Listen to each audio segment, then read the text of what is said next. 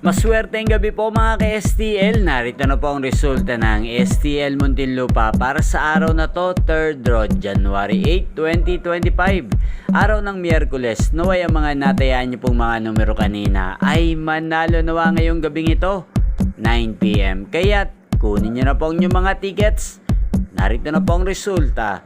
Ang mga numerong nanalo sa STL Muntinlupa ngayong gabing ito, January 8, 2025. 9 PM, 3rd draw result, 13 at 1 in exact order. Sa lahat po ng tumaya kanina sa STL Muntinlupa para sa 3rd draw ng 13 at 1, congrats po sa inyo, panalo po kayo again, 13 at 1. At ngayong gabing ito sa STL Muntinlupa, atin pong i-shoutout si Ate Adelina ng Muntinlupa. Shoutout po sa inyo, Ate Adelina. Naway ang mga numerong inaalagaan niyo po, sana po ay manalo na po ngayong gabing ito. At sa lahat po ng mga taga Muntinlupa dyan, shoutout po sa inyo. Inyo pong napanood ang resulta ng STL Muntinlupa sa channel na to, Roderick Hernandez TV.